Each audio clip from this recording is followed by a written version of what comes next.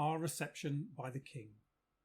The sacred locomotive swept through a noble archway into a palace garden, a part of the King's palace in Kalngur. The railway terminal was a wide marble platform or causeway surrounded by a sea of tropical flowers. The priests had already alighted and stood in double file to receive us. Through a sculptured archway, a herald approached us, blowing a trumpet and announcing the coming of His Royal Majesty King Al-Megri Bulmakar of Atvatabar. We alighted, and I had the sailors drawn up in an imposing column on the platform, every man grasping his sword. Even the remotest walls of the garden were lined with whaleals, and military music added to the splendour of the scene. Presently a stately figure approached us. It was His Majesty, accompanied by Her Majesty Queen Toplissy. Cochnilly whispered that it was a special honour that the King and Queen should greet us even before we entered the palace. The King was tall and erect in bearing, and his complexion was the colour of old gold. His hair, as well as his closely trimmed beard and moustache, were of a serpent green tint. He wore a dome-shaped crown of gold, surmounted by a blazing ruby. His dress was a cloth of gold, light as gossamer, that swathed his form after the manner of our eastern potentates. His boots of gold-lacquered leather were covered with emeralds and curiously turned up at the toes. Queen Toplissy was a handsome lady, rather heavy in physique, of an orange-yellow complexion, with bright copper-bronze hair, and her unclad arms wore a profusion of bracelets and armlets of various metals. Her crown was also of gold, surmounted by a blazing sapphire. Her robes were of white silk, embroidered with broad bands of orange and arranged in innumerable folds. Her boots were encrusted with sapphires. All this I saw at a momentary glance as Cochnilly led me forward to His Majesty. I was announced as His Excellency Lexington White, Commander of the Polar King, Discoverer of the Polar Gulf, and the first inhabitant of the outer world who'd ever reached Bimbisarol and Atvatabar. The King embraced me, and I kissed the hand of Her Majesty. The officers and sailors received their due share of royal attention. We were the objects of unbounded curiosity on the part of the royal retinue.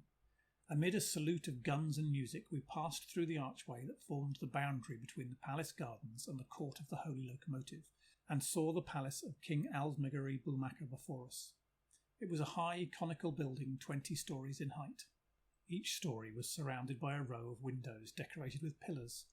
Colossal lions of gold stood on the entrance towers, their claws formed of straps of gold running down the walls and riveted to the lower tiers of stone, giving the impression that they held together the whole structure beneath. The style of architecture was an absolutely new order. It was neither Hindu, Egyptian, Greek nor Gothic, but there was a flavour of all four styles in the weirdly carved circular walls and roofs. The palace was surrounded by a spacious court enclosed by cloistered walls. Flowers bloomed in immense square-shaped vases of stone, supported on diminutive square pillars. A tank of crystal water, on each side of which broad wide steps led down into the cool wave, lay in the centre of the court. The tank was fed by a wide rivulet of rippling water that ran along a chiselled bed in the marble floor of the court.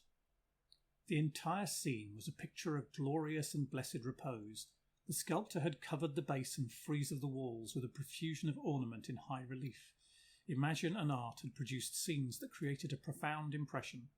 A dramatic calmness held lion and elephant, serpent and eagle, whale and bokkakid, youth and maiden in glorious embrace. The banquet given by the King in our honour in the topmost story of the palace was both delicious and satisfying. All the fertility of Atvatabar ministered to our delight. Strange meats and fruits were music to the body, as art and music were meats and wine to the soul.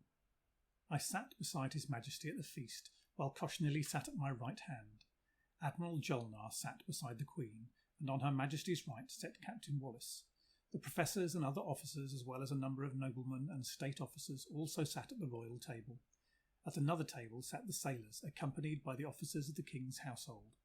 We had again an opportunity of tasting the squang of Atvatabar, which was of a finer brand than that served at the table of Governor Aldemir.